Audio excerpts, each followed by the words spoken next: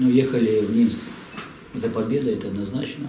Серьезно готовились, знали, как будет играть соперник, что и подтвердилось на поле. Обидно было по такой игре даже сыграть в ничью. Но, считаю, мы дожали соперника. И в целом эта победа заслужена. Спасибо показать. Уважаемый коллега, Крыловка,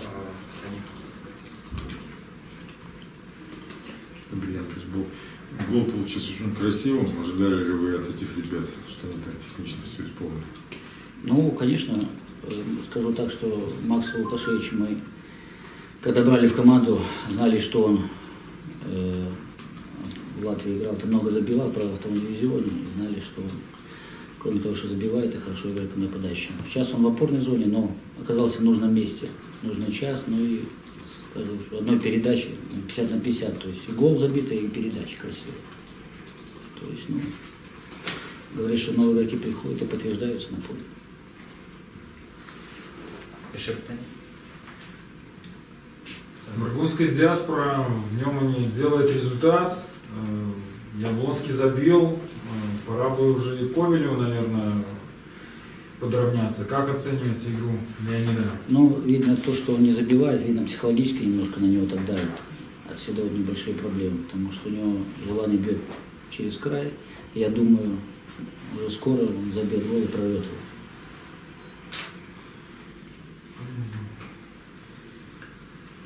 Если можно, ситуация с Хвалько, когда он ударился там в штангу, насколько серьезно?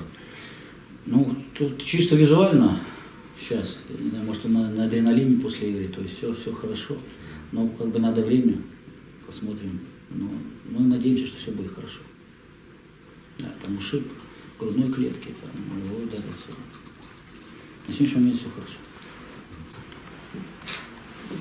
Конечно, потеряли, очень жалко Сергея Русака в этой игре на первых минутах, и пришлось все перекраивать, всю игру. У нас на нем много чего завязано в атаке, поэтому неожиданно для нас это случилось. Как бы пока перестроились, пока привыкли, адаптировались к новым сочетаниям, прошло некоторое время.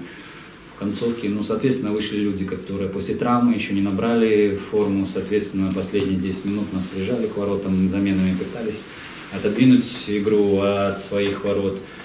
Но у нас это мало получилось, потому что, еще раз повторюсь, что по большому счету у нас люди, которые вышли на замену, они после травмы и не набрали еще оптимальных кондиций, поэтому не удалось нам додвинуть игру, а так.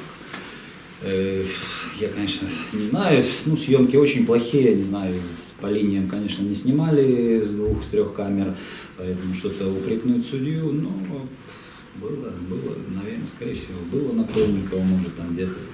Поэтому оправдываться, что там было у меня игры, не было, поэтому не хочу.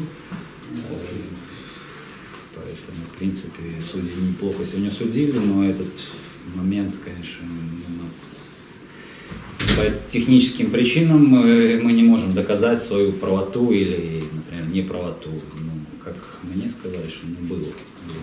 Скорее было, чем не было.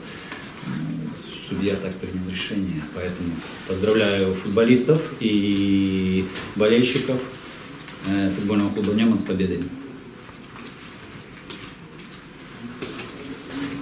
Дякую вам, уважаемые коллеги. Вариант бейсбол. Сергей Миронович, сегодня одна из команд, которая играла по ветру, имела преимущество. Вот вы инструктировали? Конечно. Просили своих игроков, чтобы почаще били по воротам?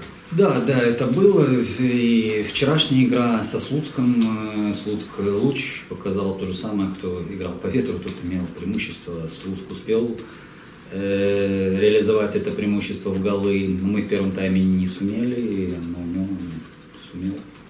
Поэтому, конечно, это есть такое, ну, не основополагающее, конечно, но, конечно, преимущество добавляет. Да. Еще, если можно, насколько серьезная травма Русака? Да, и, скорее всего, надрыв связок голеностопа. Опять же, все жалуются на это поле, но, честно, мы не хотели здесь играть. Здесь, конечно, качество поля очень травмоопасное, травматичное. У нас здесь и дубль, когда принимал, 2 человека сломались сегодня, и поэтому не знаю, что они с ним сделали, с этим полем, оно как матрас мягкое, и люди бегают, пружинят, я не знаю, сколько там они крошки насыпали или как, или из-за чего оно такое мягкое осталось, вроде было нормальное, поэтому такие комментарии. В связи с этим вопрос: дальнейшие домашние матчи где планируете играть? Ну, нам не удалось на футбольном клубе Минск на Маяковского сыграть, потому что сегодня Ислач. Не знаю, насколько это там уже было так накладно, чтобы мы там играли, насколько это по времени сочеталось, когда мы играли перед Динамо Минск, как бы все сложилось, и здесь, не знаю, по каким причинам мы не попали на Маяковского, пришлось здесь играть, еще раз повторюсь, но для высшей лиги это поле очень, ну, непригодно, чтобы показывать. Мяч тормозит, если, ну, я понимаю, что, конечно, это не оправдание, но просто, чтобы вы понимали, мяч все время притормаживает, отскок не такой, и, соответственно, здесь возникают трудности, тем более, скажем, чем выше уровень мастерства, тем быстрее ты адаптируешься к полю. Все-таки, чтобы к этому полю адаптироваться, надо на нем на месяц тренироваться. Ну, это, опять же, это не оправдание, я вам констатирую факт, не хочу ничего говорить еще раз. Это чисто констатация факта.